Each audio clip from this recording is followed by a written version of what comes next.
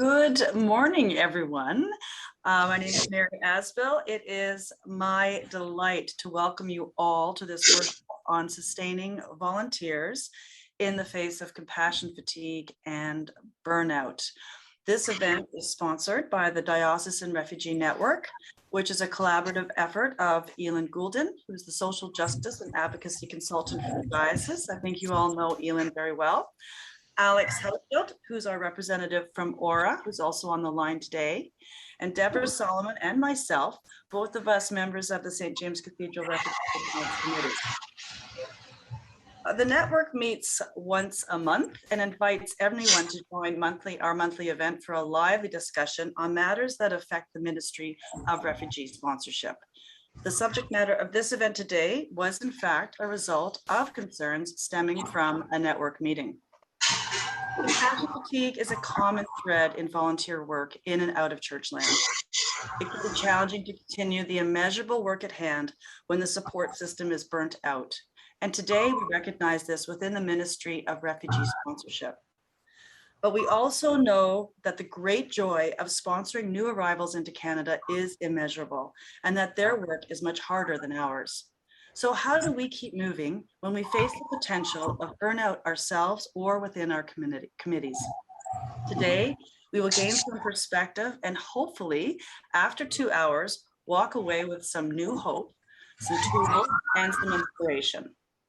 We have an incredible lineup of speakers, but we also have you. So we hope you'll be encouraged to participate and offer your own perspectives and concerns from your own experience and wisdom in your communities. Now, I'd like to welcome the Bishop of Toronto, Andrew Asbill, who's sitting with me to gather us in prayer, followed by Elin, who will offer a land acknowledgement. Good morning, everyone. Let us pray. Good and gracious God, we give you thanks for bringing us safely to this moment in time. And we give you thanks for calling us to be the church in this time of disruption and change. And for calling us to serve the needs of refugees. We pray, loving God, for the refugees around the world, the millions of people, elderly and young, who have fled for their lives because of persecution, because of pestilence and war. Ordinary people like ourselves seeking home and shelter and freedom. And we give you thanks for giving us the courage and opening our hearts to serve those who are far away, to bring them close and to create home. Be with us, loving God, as we meet. Bless us with your compassion and your presence. May we always have the courage to strive to welcome those who are broken and those who seek a place of refuge and a place called home. Bless us, loving God, this day. In Jesus' name we pray. Amen. Amen.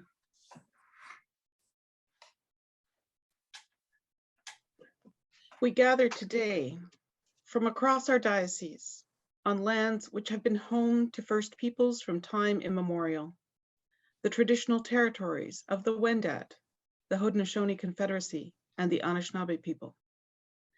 These lands are covered by the Dish with One Spoon Wampum Belt Covenant, an agreement between the Haudenosaunee and the Anishinaabe and their respective allies to peaceably share and care for the lands and resources around the Great Lakes. We acknowledge and give thanks for their stewardship of this land. We acknowledge the specific First Nations within our diocese: Curve Lake First Nation, the Chippewas of Rama, the Chippewas of Georgina Island, Hiawatha First Nation, Alderville First Nation, the Mississaugas of Scugog Island, and the Mississaugas of the Credit, as well as the many Indigenous people from across Turtle Island who have come to call these lands home. As we seek to welcome refugees fleeing injustice from around the world, let us also acknowledge the historical and ongoing injustices perpetrated by our governments and our churches against the first people and reform relations by your Holy Spirit, lead us in paths of justice and peace for all nations and for the earth. Thank you, Elin. So it's my pleasure to introduce our panel to you today. And we have a stellar panel, and I cannot imagine a better selection for this topic. Founders, inspirations, and advocates who've not only made a difference themselves, but encouraged and supported individuals and communities to do the same. Dr. Mary Jo Oletti, founder of Romero House Community for Refugees, adjunct professor, Regis College, University of Toronto, senior fellow, Massey College, University of Toronto. Mary Jo is also a journalist, columnist for Toronto Star, a published writer, and the founding editor of Catholic New Times. She's been active in several human rights and peace groups. Mary Jo is a frequent radio and TV commentator and witness for parliamentary committees. She's lectured on various topics nationally and internationally. Chair of the Writers in Exile Committee and national co-chair for Keep the Promise campaign against child poverty. Among Mary Jo's publications include Where's Here? The Other Face of God, When the Stranger Calls Us Home, Our Friendly Local Terrorist, Radical Gratitude, At the Border Called Hope, Where Refugees Are Neighbors, Reweaving Religious Life, Say to the Darkness We Beg to Differ, and Memories of War, Promises of Peace. Among many academic awards and scholarships, Mary Jo was awarded the Governor General's Bronze Medal, the Ida Nudell Human Rights Award, and the Canadian Council of Christian and Jews Human Relations Award. We are delighted to welcome Dr. Mary Jo Oletti today. We also have the Reverend Canon Douglas Graydon. He was the first non-Roman Catholic chaplain hired by St. Michael's Hospital. He would spend the next 20 years developing a career as a palliative care chaplain, working at Casey House Hospice, where he specialized in HIV/AIDS spiritual care, and then at Princess Margaret Hospital as part of the healthcare team for cancer palliative care. In 2002, Douglas was appointed as the coordinator of chaplaincy services for the Diocese of Toronto. Douglas was an associate priest at St. John's West Toronto, and Douglas also functioned as the Diocesan Resource Coordinator for Pandemic Planning and was staff support to the Diocesan HIV/AIDS Network, the Diocesan Parish Nurse Network, and the Vocational Deacons Community. Douglas was a member of both the National Anglican and Lutheran Working Groups on Assisted Dying. Until his retirement in 2019, he was a respected speaker and educator on the subject of end-of-life care, healing ministries, spiritual and religious care, and pastoral counseling, as well as the part-time priest in charge of St. Andrews by the Lake Anglican Church on the Toronto Islands. Welcome, Reverend Canon Douglas Graydon. Suzanne Lawson, ODT. Suzanne Lawson has spent a lifetime volunteering herself and as a paid executive, working with groups of volunteers. A seasoned professional in nonprofit health leadership, heart and stroke, arthritis, ALS, and sick kids, she's experienced many situations where volunteers worked superbly and some where volunteers ran into challenging times. Suzanne was the second in Canada certified by the International Certification Body as a professional volunteer administrator, and also given a Lifetime Achievement Award by the International Association for Volunteer Administration. A passion for her has always been applying and adapting the skills of the profession to churches, congregation, regional, and national levels, and training others in how to work with faith-based volunteers more effectively. She looks forward to working with those who've been taking leadership in organizing volunteers throughout COVID and is sure that together we can come up with some realistic options to help address compassion fatigue. Welcome, Suzanne Lawson. So as you can see, we've got a great morning ahead of us. I'm going to hand the mic over to Deborah Solomon, who will go through the process of the day. Good morning, everyone, and thank you for coming. I'm just going to try and share my screen here so that I can show you. Oh, I wonder if Elin can enable screen sharing.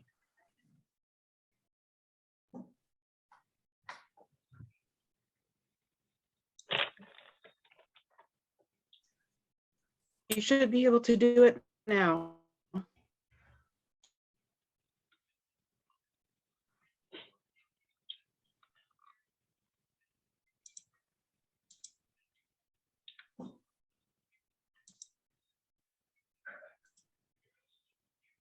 Okay.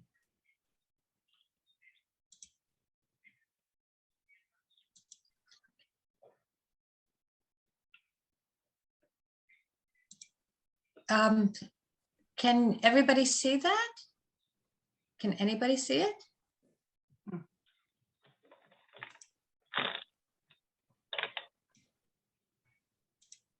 Oh dear. It says, Deb, that it says Deborah Solomon has started screen sharing, but there's nothing on the screen. Huh. I can see it. I can see see it. To Well, yeah. pick what you're showing. I couldn't see it. I Yep. can see it. I can see it. That's one Okay, thing. well, I don't know why some people can see it and some people can't see it, but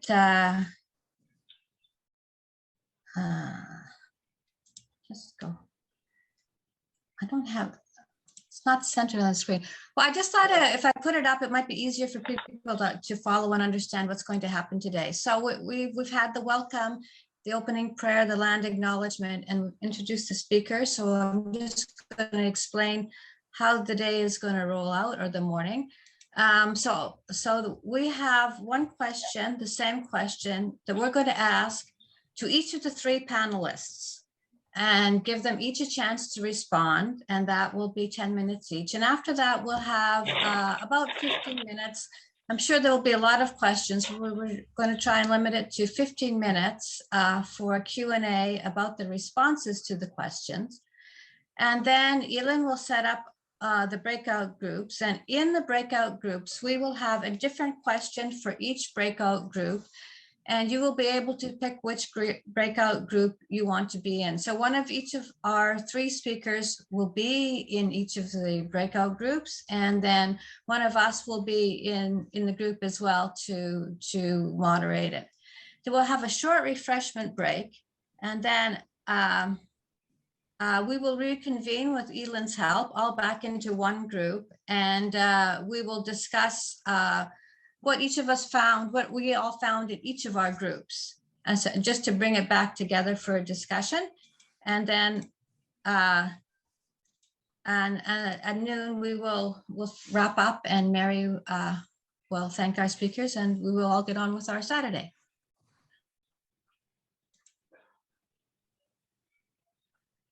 So we have I hope what you will find a very intriguing question that we are going to pose to each of our speakers. So there's quite a well-known quote, and I'll read it to you. The place God calls you to is the place where your deep gladness and the world's deep hunger meet. I'll just repeat that. The place God calls you to is the place where your deep gladness and the world's deep hunger meet. So the question is, God has called each of you to your vocation. What are your experiences of joy and suffering? And why do you stay, knowing how difficult the path can be? So we're going to start with Suzanne Lawson. If you would, I'll just mute myself and go ahead. Thank you. Thank you. I'm the outlier here because I've never been involved in refugee sponsorship teams except as an admirer. So if you need to take some of what I'm saying and just turn it off, do so. But this question really got me going. So I've divided it into two parts. What are my experiences of joy and suffering? 10 minutes? I began to look and discover that, in fact, I see myself as someone who is tri-vocational. One, daughter, wife, mother, grandmother. Two, the professional paid life of being a volunteer administrator and executive in health charities and the national church. And third, being a lay minister, seeing myself as ministry as a lay person outside my professional jobs. I'm often introduced as a rampant lay woman. So various leadership positions in churchland. And each of those vocations has its joys and sufferings, although I have to say, I've lived a profoundly joyful life. So let me just quickly go through the three vocations for joys and suffering. The personal one, which is one that we all share, we have a vocation in our relationships with our families and our friends, was highlighted by the early death of my mom when I was just about starting to think she had wisdom and might be a helpful colleague and friend to me. So too early. The biggest one probably was the diagnosis of my late husband with Parkinson's disease at age 46. It led to 18 years of watching him diminish. And in essence, the loss of him many, many years before he died. We had to give up our home to cover his accommodation and much of our financial savings. And now I have a grandchild living with anxiety and panic disorders. So some big sorrows, but huge joys, great parents, really good choice of a husband, great kids, and a grandchild. Personally, I've had in the profession, I've had incredible opportunities to serve and to lead. Mary outlined some of those. And even after I left full-time paid work, I did some consulting. I tell you, I diagnosed the communion line. So watch it if you're in the same church as I am, if we can ever do that again. I watch. It's almost been a career of joy totally, except for the annoying little things that happen in voluntary organizations. And one terrible crash of a job that led me to a year-long bout of what I would call reactive depression. In lay ministry, beyond my workplace, almost all joy, along with hard work, the kind of hard work that you're doing, trying to turn around systems or help systems move into new areas. And I worked in the church at all levels.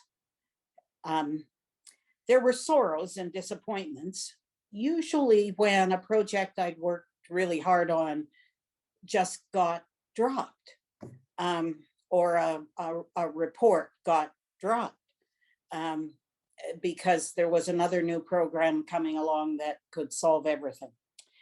So that's my joys and sorrows. And I think when I looked at all that, I thought that the real challenges happened when two crises happen at once. When my depression resulting from the job crash and the deepening illness and financial worries related to my husband's status came at the same time. I bet you've had that happen to you too. So that's the background.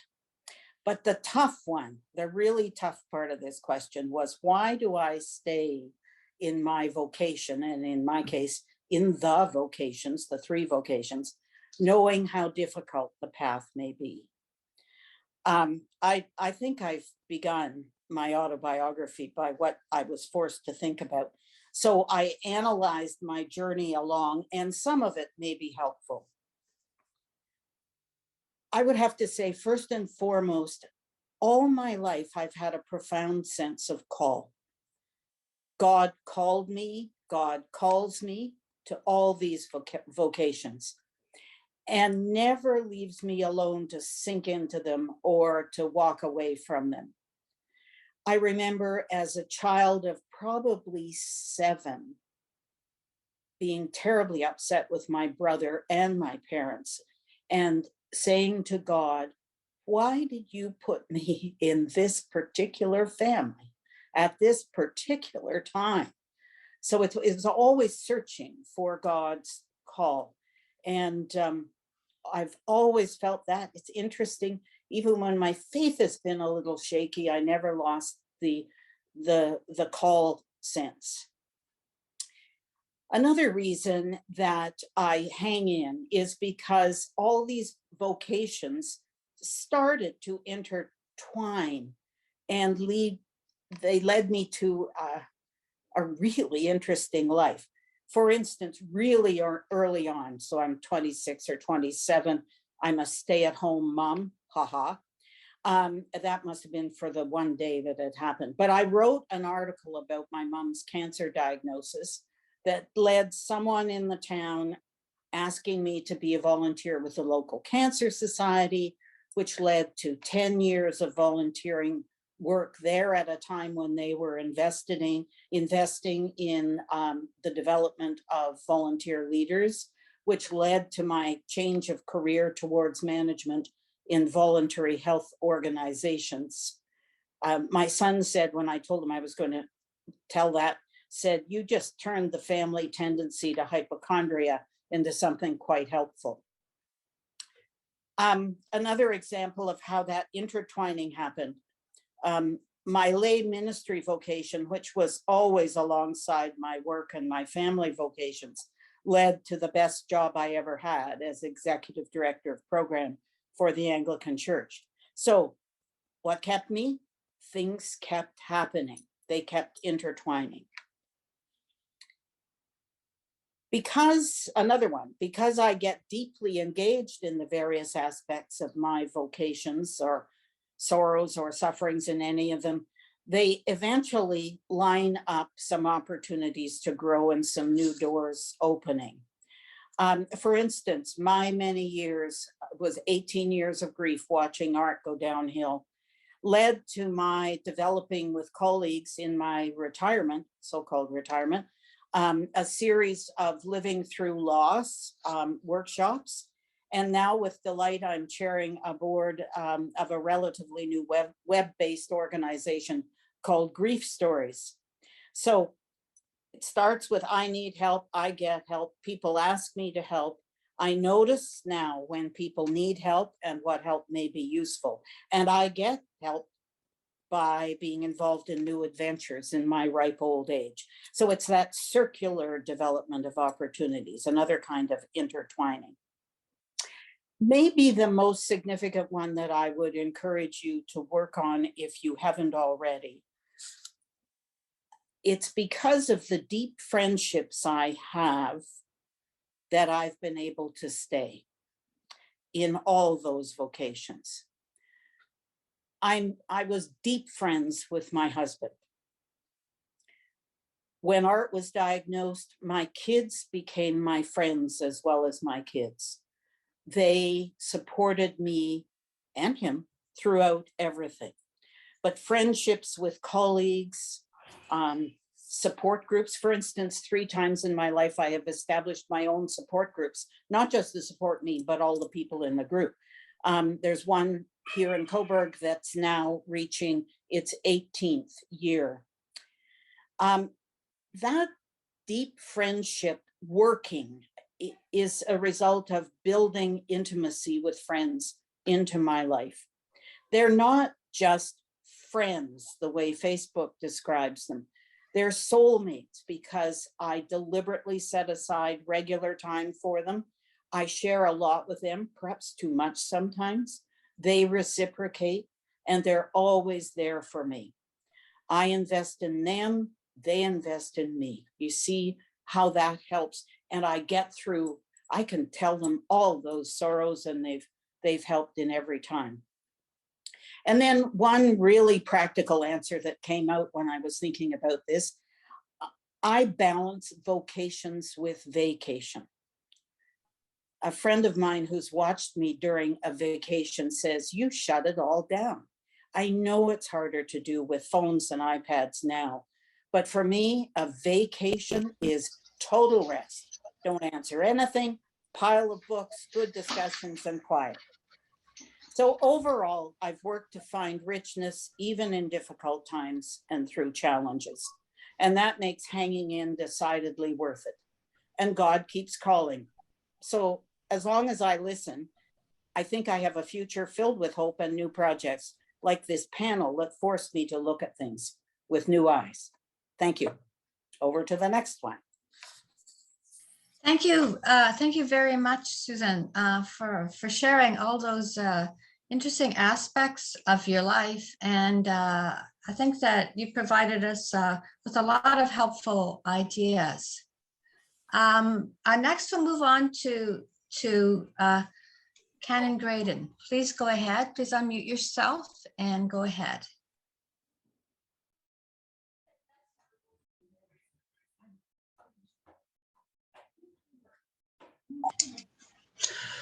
Good morning, everyone. That's a difficult testimony to follow from Suzanne. So I'm afraid my tale will be significantly different. I'm going to start with what some people might think is a rather boastful, a small story, but I think it sets me off in the right direction of trying to tackle this phenomenally strong and probing quote. I was once invited onto a panel by CBC Radio discussing end-of-life care and palliative care. And when I was asked what was my overall experience of palliative care, I expressed that I thought my experience had been an awful lot of fun. And this kind of unsettled, if not horrified, some of the other panelists for someone to say that being engaged in end-of-life care, palliative care, could possibly be fun. But it was also a time of great pain and suffering. Through circumstances totally unintentional on my part, so maybe it was the mystery of God working in my life, I'm not so sure. I have a very foggy and mysterious relationship with God. And it takes me a long time to discern God's presence in my life or the teachings that God might keep trying to pound into my brain and consciousness. I sort of tripped and fell into the HIV/AIDS community because a lot of people refused to enter that forum. And I guess I was naive enough that I couldn't initially figure out a rationale to stay away from people who were dying of AIDS. I eventually ended up working full-time in AIDS end-of-life care, almost 20 years, and found it to be a place of extraordinary pain through the vehicles of societal stigma, through the lived experience of abandonment and isolation, and through the simple horror of the disease. It was an ugly, relentless disease that would literally eat a person's body away. And so to stay in that kind of community for the length that I did shows that either I still stay way beyond the time when it's wise and useful to exit, or I found something within that suffering that was attractive and even potentially fun and even potentially joyful. When you're dealing with end-of-life care, I think the people who are in that final stage of their life journey are stripped away of all of the, well, they're not stripped away, they give away all of the external bric-a-brac that we carry with us. So eventually, if all is going well, they find themselves in a place unencumbered by the demands and idiosyncrasies of our world. And all they have to deal with are the relationships that they have with people in their lives. So it can be a very truthful and authentic space to be in. And if you're there as a care provider, you are facing, or you're being witness to, not only an extraordinary amount of trauma and loss, but also an equally tremendous amount of strength gained through the stripping away, the taking away of all of the bric-a-brac that we carry with us. So honesty, authenticity are the watchwords of this kind of ministry. Your presence can have immediate positive impacts. You can affect simple joys and simple experiences for people who are facing an end of life. I can remember the joyful aspects of HIV/AIDS palliative care at Casey House, where we all worked to fulfill wishes of those who were dying. A gentleman who wanted to go to his favorite restaurant one more time. Most importantly, a gentleman that I spent many times with who had developed a lifestyle of a cocktail hour of rum and coke.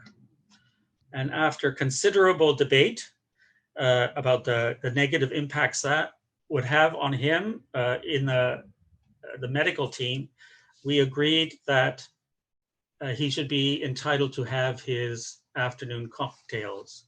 And of course, I was the one who was delegated to that duty. So I went out and bought crystal ice buckets,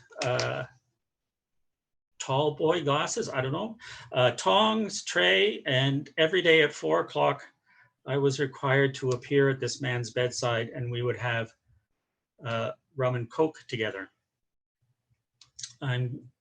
I think back then in those days, a good Anglican cleric would say it was a good thing that my bishop didn't know what I was doing on a day-to-day basis. But also within those moments of joy, there were also moments of great pain. I remember Christine, a patient, who felt that she was being chased by demons because of the decisions that she made in her life, which resulted in her having to abandon her child, and she was now dying of AIDS. The medical team was desperate to manage her traumatic experiences of seeing demons crawling through the windows in her bedroom. And they tried all sorts of medications with little effect. After an extraordinary amount of push and pull, I was not allowed to visit her when she was first admitted to Casey House for 2 reasons. One, she was a woman, and so there was this false narrative created that only women should provide care to women. And the second was that this was a psychological problem and not a faith-based problem. And so finally, in a confrontation where I asked, does anybody know the language of Scripture?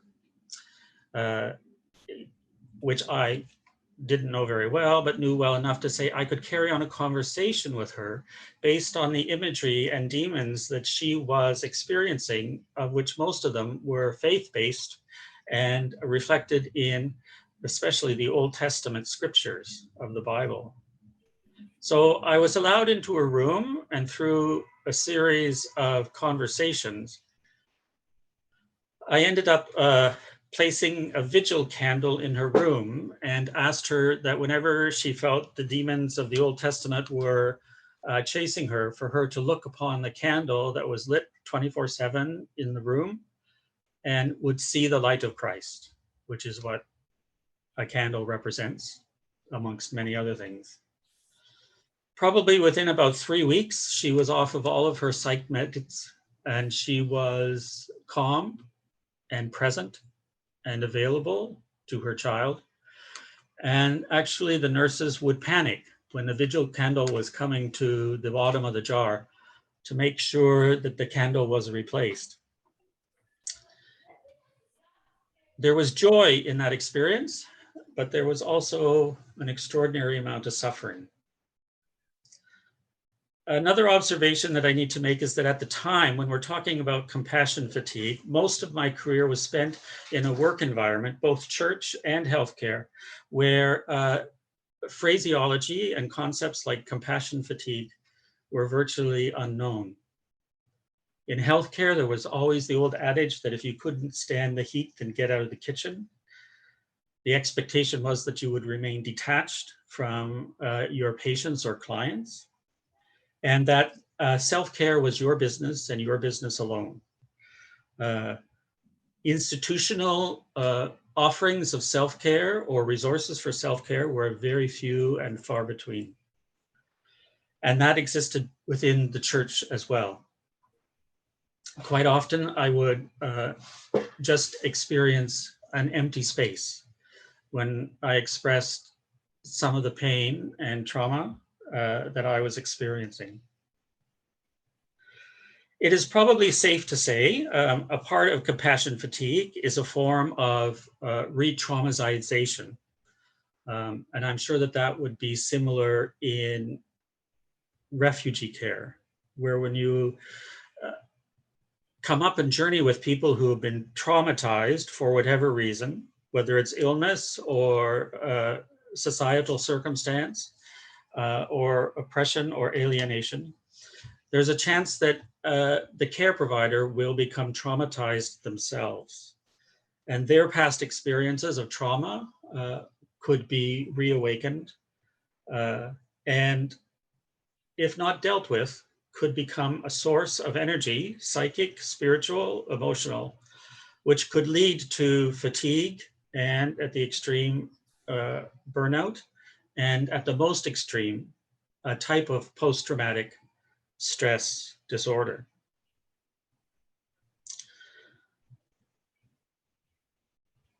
It is probably a wise thing to say, because I've spent an extraordinary amount of time since I left Casey House, since I left end-of-life care, and then finally since I retired from chaplaincy, that I have been reflecting and working through the kind of traumatization I experienced in my ministry.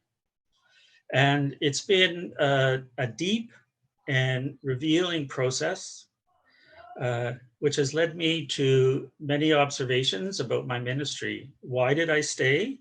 What do I feel I was accomplishing? How was I helpful to others? How did I care for those around me?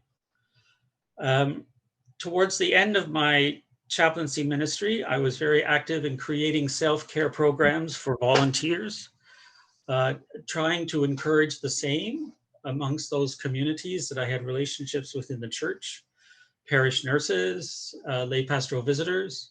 And I believe I was somewhat successful in raising that conversation.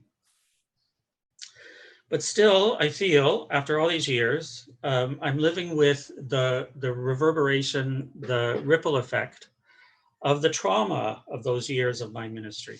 And I think I'll be dealing with them for the rest of my life. So I guess I want to conclude simply by saying that I probably am, most likely are, one of those compassion fatigued, if not traumatized, if not burnt out, if not PSTD persons. So compassion fatigue, I think, is fundamentally important. Recognizing it, providing resources to deal with it, developing pathways to rise over it. And I think I'll leave it there for now.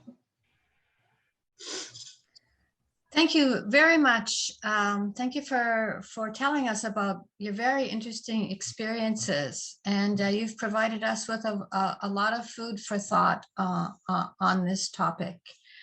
And hopefully we can continue some of that in the breakout.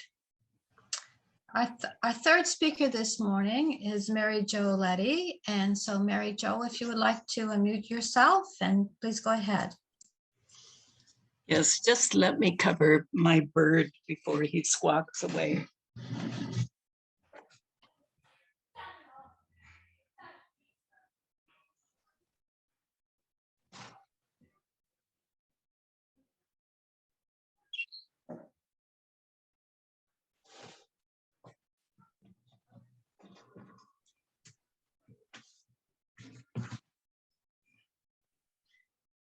Sorry, can you hear me? Hello? Yes, we can hear you. Yes, Okay, can hear thank you. you. Thank you for the invitation to be with you. And thank you for all the thoughtful words that the previous two speakers had to share.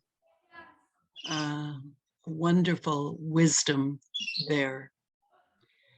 I'm going to be brief.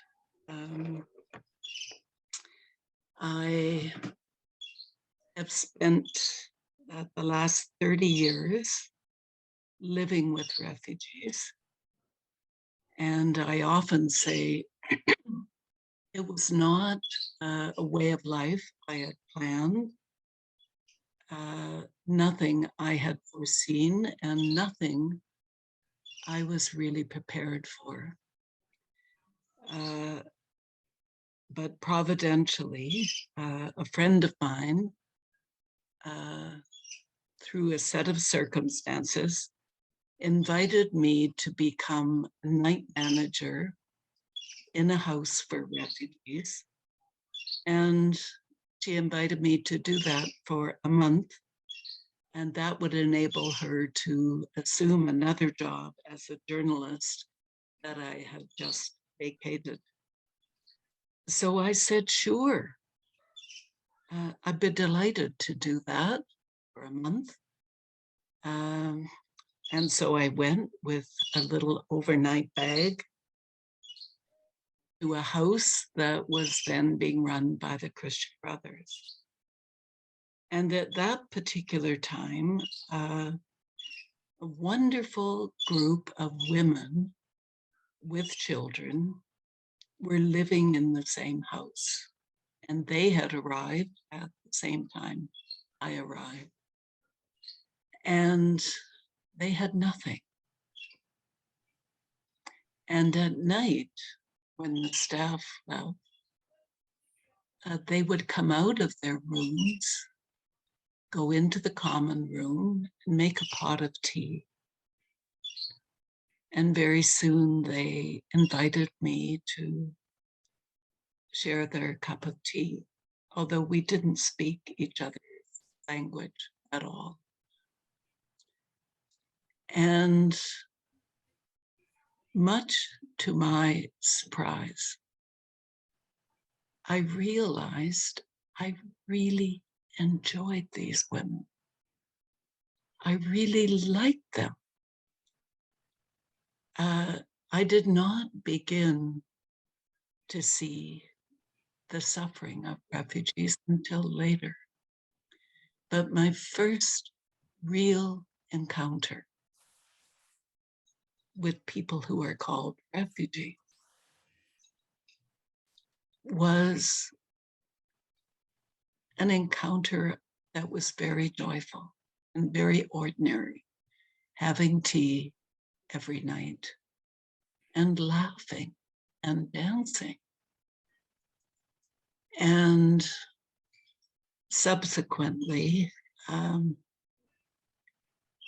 the structure and the way of being that became Romero House developed out of those evenings when there was nothing but tea and love.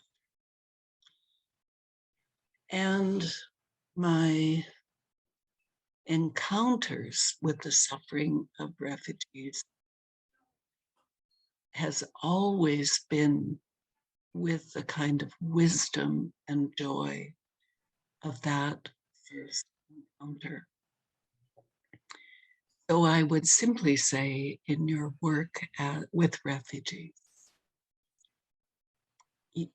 you will be strengthened, not only in the process of encountering encountering their suffering, but in meeting their joy and in meeting them as friends, as real people. Some of the women that I met 30 years ago have become my very good friends. And so I'm able to treat refugees not as a problem, not as a social issue, but as people who can be fun and have a great deal to contribute. And I think everything depends on that simple awareness. I am with people who are suffering, but they aren't just suffering. They are funny and wise, and they have a great deal to teach us. Now, I can see from the screen that Maren Lehman Bender is with. She's the staff person at Aura, and probably many of you have met her. But Maren and I met at Romero House and continued to meet every summer at our Romero House camp. And she is in charge of the dock and the canoes, and I'm in charge of the kitchen. And all of the people who come to summer camp say it is the best thing that we do all year. It's when we forget about being refugees or Canadians and we can be together. And it never takes away from. There are many times that I have to bear with people in great suffering, but it is not the only reality.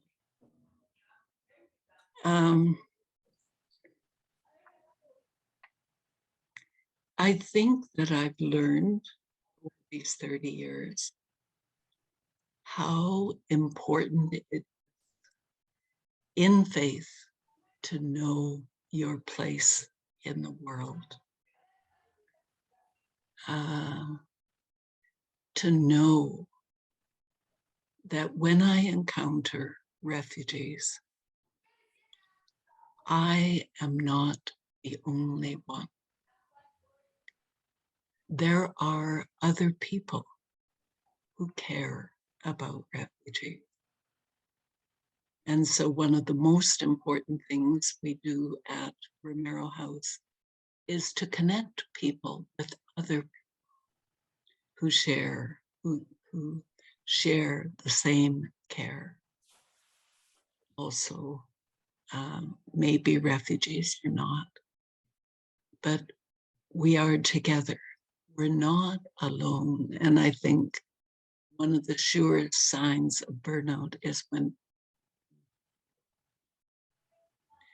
but we at Romero House and in your church groups, we draw each other into communities that strengthen us for the journey.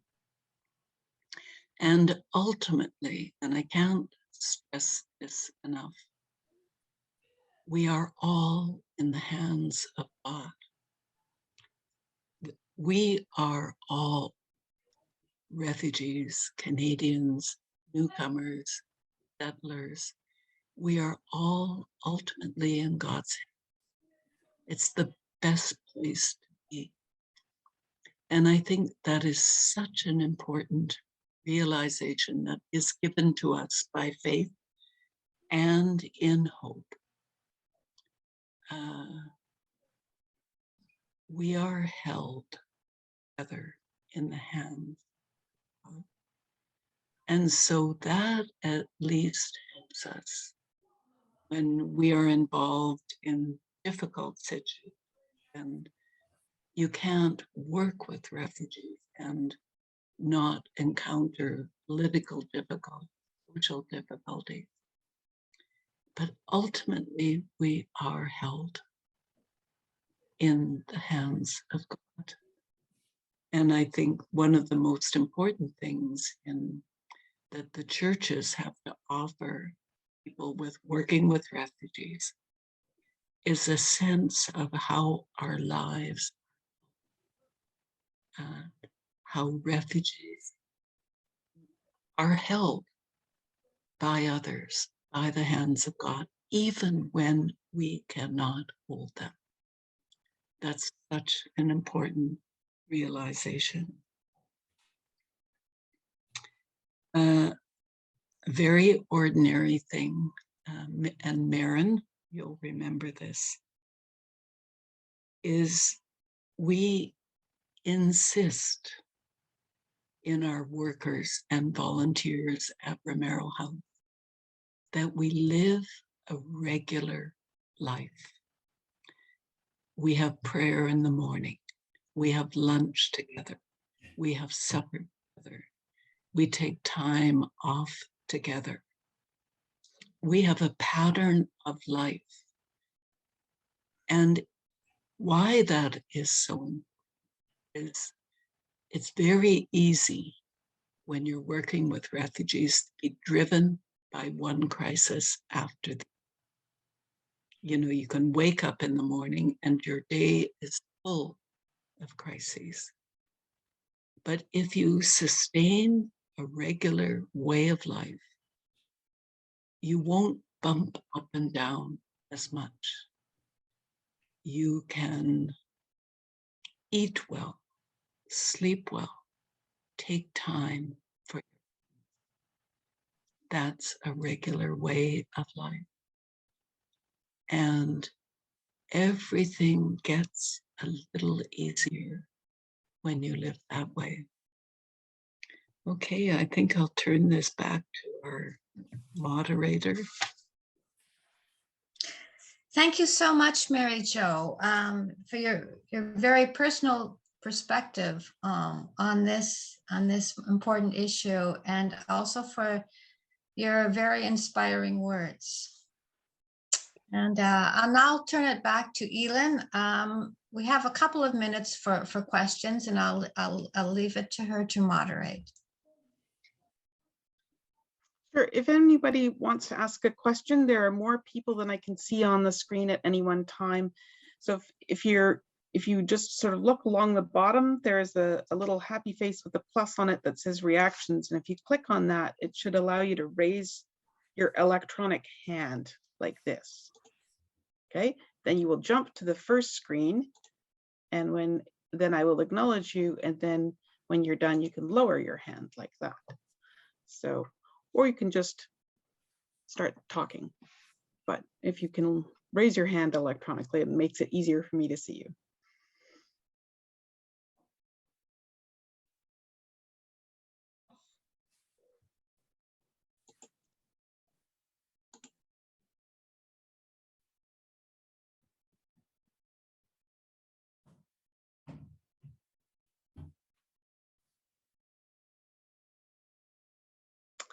Well, since in the spirit of priming the pump, I'm going to say that I appreciated all the speakers, but I appreciated the emphasis that Mary Jo had on the living the regular life, and I thought that tied in with what Doug was saying about the rituals and the simple joys, and talking about the gentleman who had his rum and coke at 4 p.m. every day.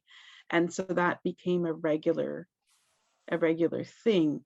And so there was some kind of place where you can meet with those that you're serving and living with, or the tea in the evening, and have a regular time to come together without the crisis, without the even though acknowledging that there's all that pain, but have something regular and ordinary and simple and beautiful that you do together. I really appreciated that.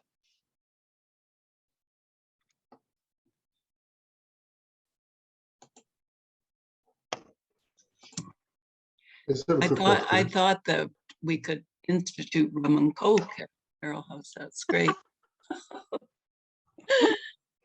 I have Andrew, Maypother, and Marika. So Andrew, go ahead, and then Marika.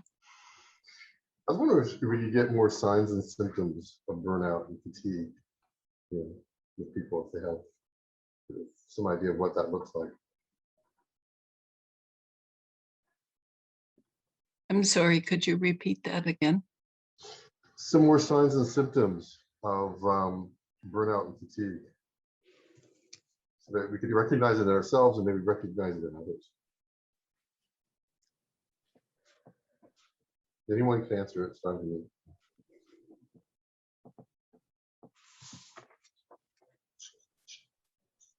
I think that will be one of the breakout questions, but if you want to if anybody wants to take a stab at it, just very briefly. Doug, I think you're muted.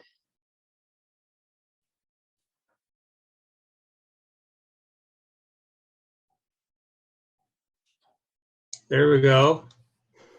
Can people hear me now? Hooray. I think I'll take a stab at it with a very simple observation. In end-of-life care, I found myself immersed in the signs and symptoms of people approaching death, of letting go, anticipating the psychological thresholds that they would meet and overcome. And this was a very subtle symptom of fatigue, I think, on my part, where I stopped listening to them and started assuming where they should be and what they should be doing, and found myself becoming increasingly impatient that they weren't where I thought they should be, or that it's time to deal with this particular concern, even though they necessarily weren't ready to. And I found that it resulted in confrontation with a couple of clients that I had, who challenged me to just simply listen to what they were saying instead of telling them what they should be doing. And for me, the lesson in that was that I was losing the ability to be present to and open to the conversations that I was having. So for me, a symptom of compassion fatigue was me losing that ability to be present with and listening to the needs and concerns of the client. So I needed to step back at that point and kind of reflect on that and rejig the way that I was looking at the care that I was providing. And I needed to move away from being prescriptive to being responsive. Thanks for that, Doug. Marika, go ahead. Hi. I'm approaching this from the viewpoint of the refugee sponsor group.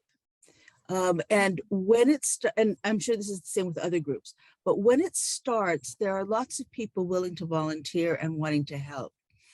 As it goes on, they get pulled away to other important things that they're doing, leaving fewer and fewer people who then get burned out.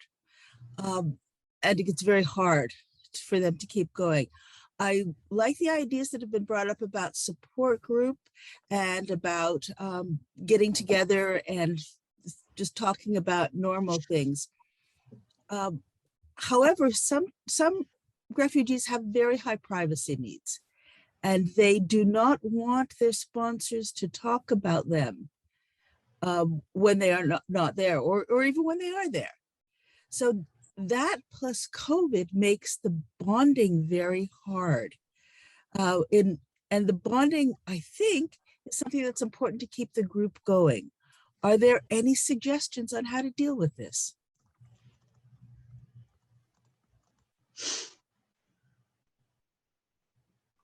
I think that's a very important question. And probably every group will be different. And I also heard, and what you said, and it's very true,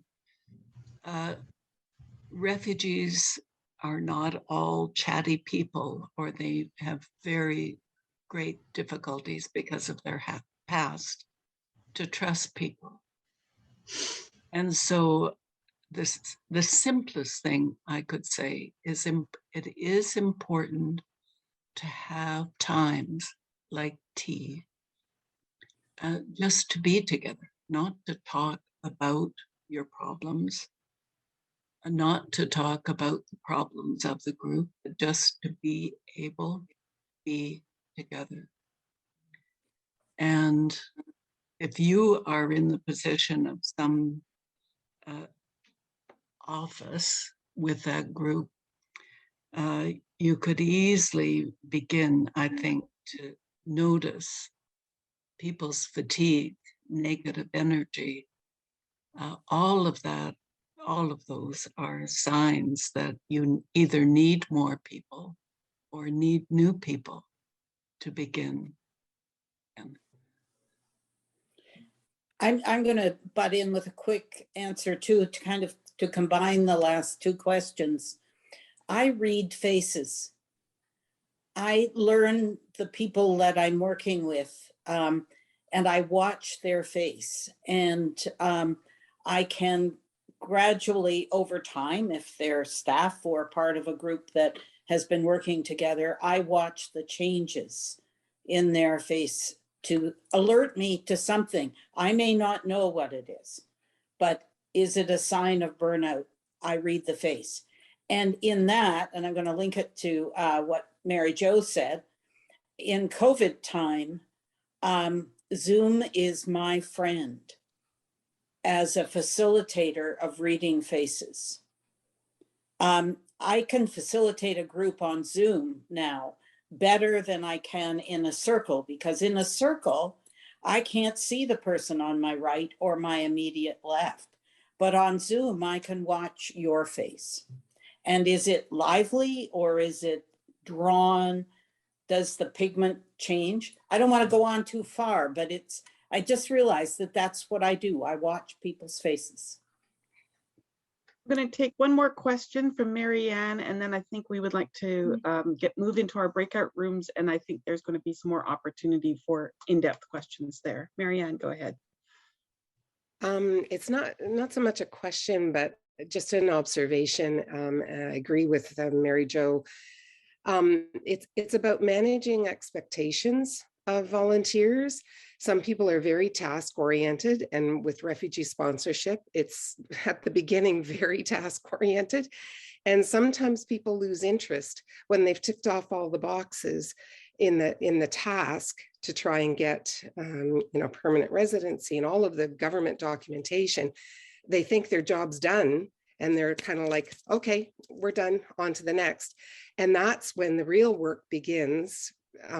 Again, having tea, just sitting with people, just being with them, being present with them, and also acknowledging that we can't solve all of their problems.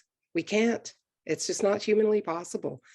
It's wonderful when it happens, but I'm so in awe of you, Mary Jo, for the long work you've done, because it's tough. It's very tough to acknowledge that you can't solve their problems.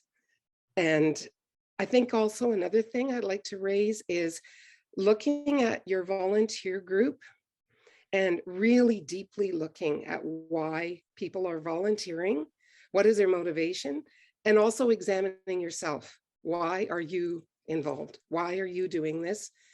What is motivating you? And I think when you look very deeply, it helps you to avoid burnout. So that's it. Thank you so much.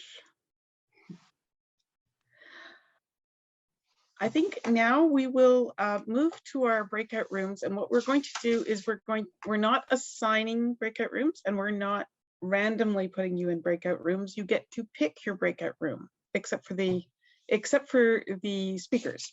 So the first breakout room 1 will feature Douglas and the question, what is compassion fatigue and how do we recognize it in ourselves and others? So that's breakout room 1. Breakout room 2 is Mary Jo, and how can you prevent compassion fatigue, and what are the dangers if it's not addressed? And breakout room 3 will be with Suzanne. What solutions are available to help those experiencing compassion fatigue, and how can you regain the joy that volunteering once gave you? Most of us are reassembling, and so thank you for participating in the breakout groups. And now we would like to offer the chance for people from the different breakout groups to discuss what they learned. So I'm going to go in reverse order.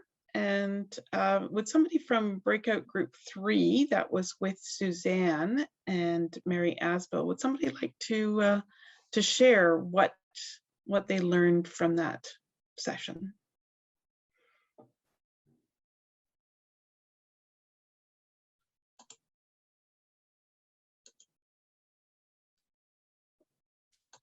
I think it was Catherine. Is she back on yet? Catherine was going to share for our group. Yeah.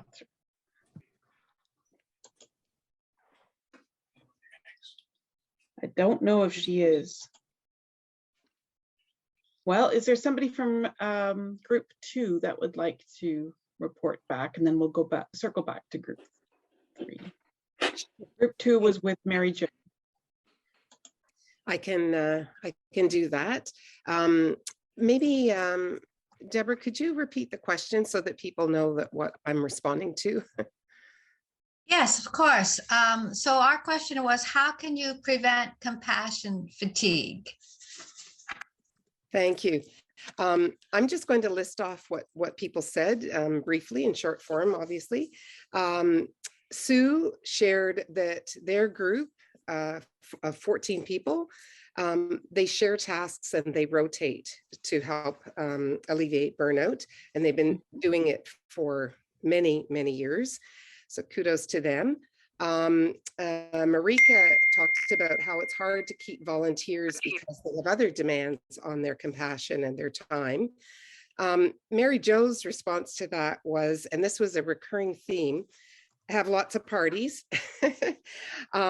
And Mary Jo pointed out that because of the time delays on a lot of the newcomer arrivals, that people lose patience. So it's keeping that momentum and that energy. Joanne mentioned that it's not sometimes a lack of willingness. People just have family demands.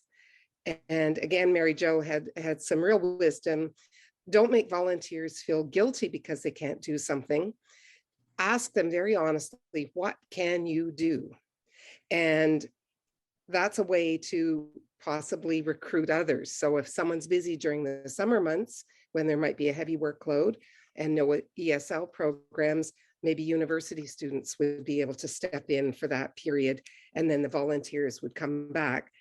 She said that sometimes volunteers have other things they have to do, and if you can solve the other things, then you can keep them in the group, keep the volunteers.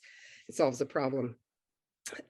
Doris mentioned that recognizing it's important for volunteers to recognize that newcomers come with skills and they might not need as much help as we think they do, if I'm paraphrasing that correctly.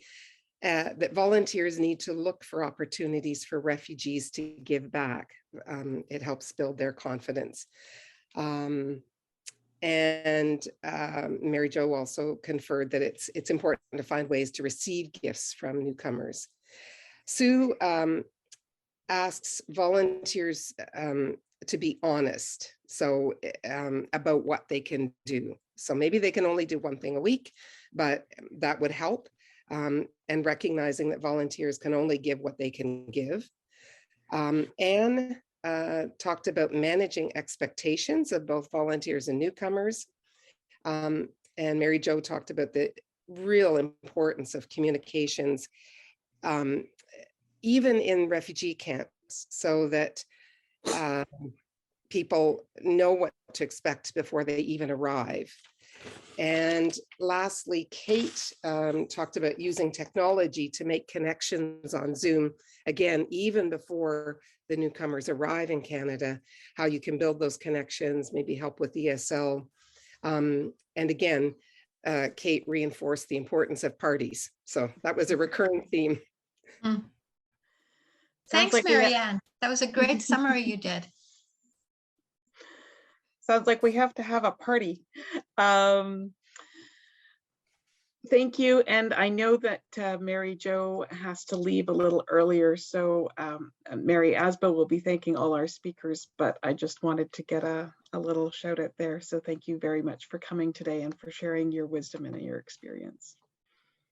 Is Catherine back to share from group 3? Yes, she is. Here I am.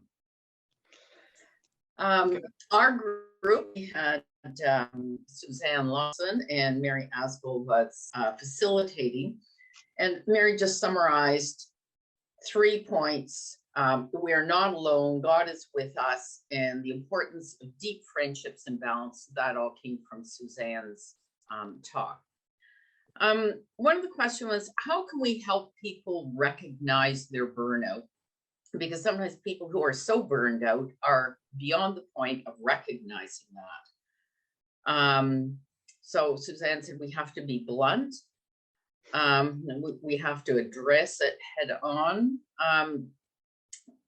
Make sure that people take sabbaticals. One of the things that Suzanne does in her meetings is that there's a quick check-in, one word and how you're feeling, just as a way of connecting with people.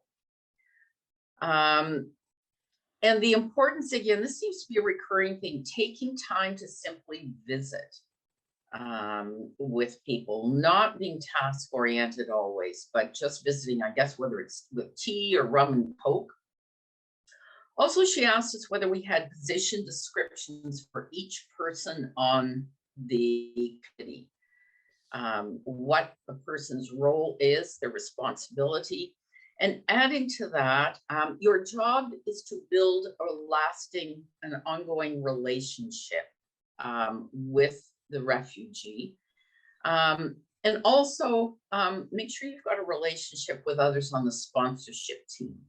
Are you willing to commit to a long-term relationship building?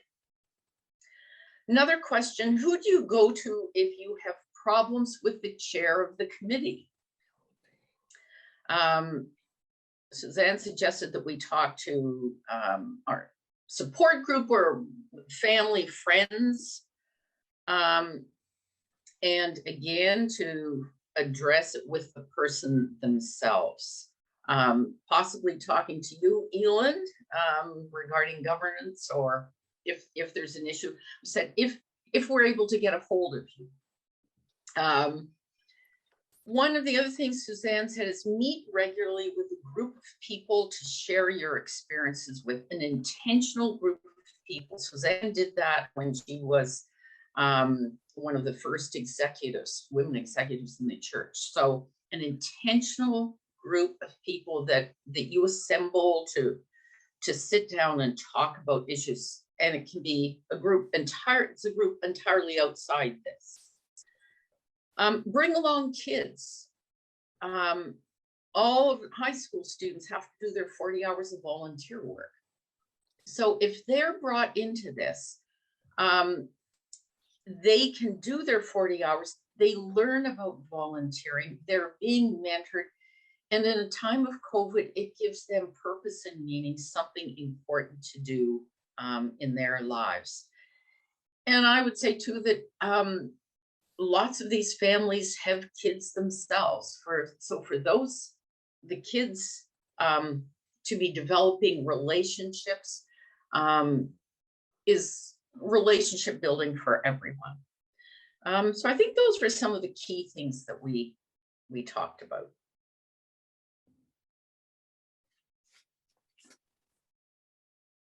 Thank you so much. And now group 1. I took notes, but I don't know if somebody else from group 1 wants to speak, but if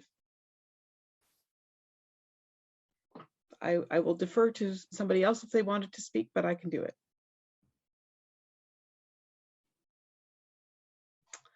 Going once, going twice.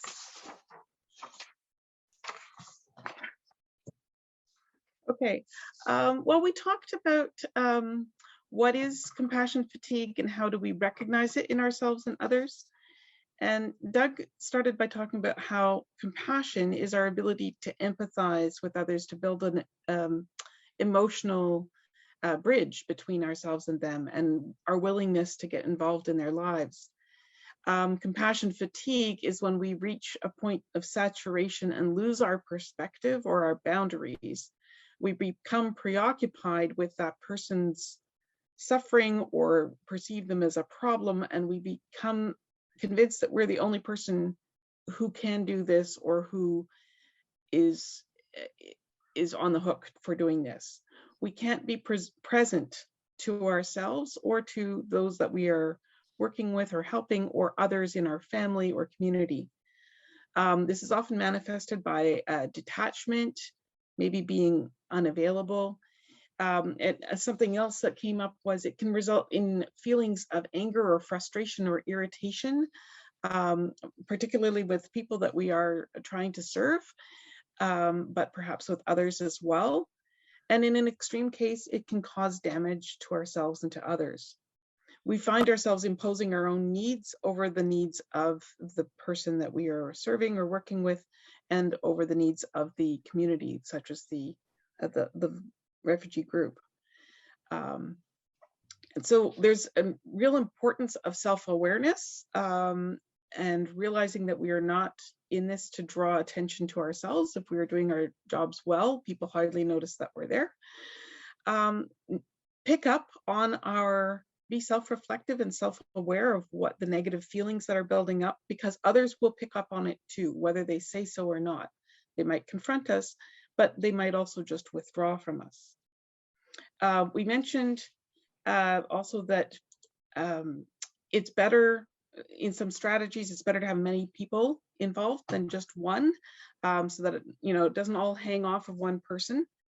And sometimes it's hard to teach organizations like churches that different people, to bring different people in and not just leave that one person always doing the same kind of job. Somebody spoke of once feeling like the angel of death for always having to visit the people who were at death's door, and that you need to change things around. We need to have an openness. And when we find ourselves losing our openness to each other and to the people that we are working with, that is a sign, that is a real red flag. Everyone has a desire, an innate desire to be heard. And we need to find, most of the time we listen to reply rather than really, really deeply listening. And we have to calm our own mind to be able to listen to the other. And volunteers should be invited into places and spaces and encouraged to do that self-care work where they learn to calm their own mind. They become self-aware and self-reflective and are able to learn to listen in that deep way.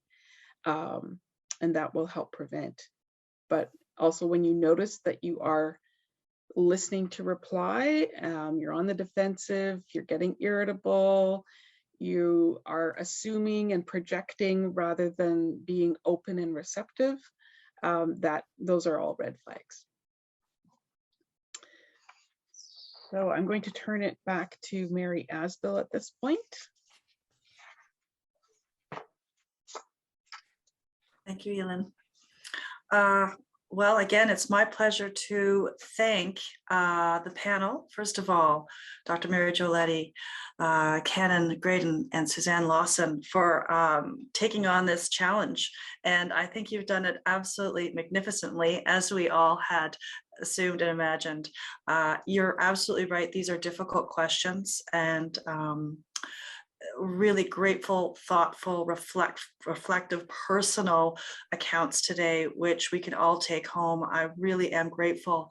I'm grateful to every single one of you who have attended this workshop today. I can see people from all across the diocese, and that makes my heart so warm. I think it's fantastic to gather your thoughts and your great wisdom and perspective on this ministry area as well. Elin, I was wondering if you could mention, I don't know if all of you are aware of our Diocesan Refugee Network, which we have and offer to anybody who is either with a committee or not. But Elin, if you could just let them know how they can get engaged with that, that would be great. Sorry, Mary, I cut out there for a second. I am so sorry. I thought I would have okay internet today from home, and it's not as good as I hoped. I assume that you were talking about the network. So yeah, just how to connect. Yeah, the Diocesan Refugee Network, with which many of you are already associated. We try to meet monthly, usually on the second Thursday of the month. Oh, and Alex has popped a connection in the chat, which is wonderful.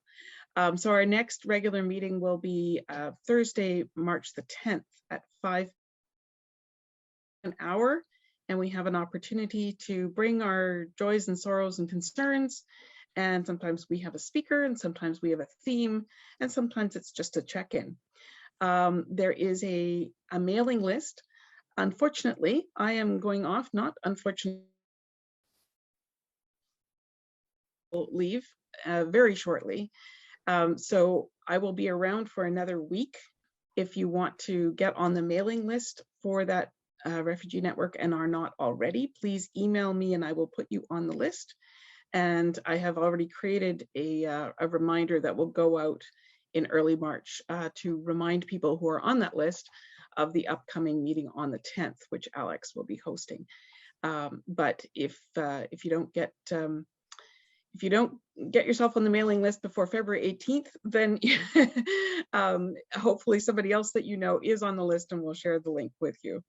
But Alex is also somebody who you can approach and through Aura for getting in touch with the next event. And just to end that, we're hoping to have another workshop. Next one is on affordable housing, which another great topic. So stay tuned. Thank you again. Thank you, Elin. We don't have a date for that yet, though. No, we don't have a date. It's in the works. We'll keep you posted. Thank you all. Thank you, Elin, Deborah, Alex. Thank you, everybody, and have a wonderful afternoon.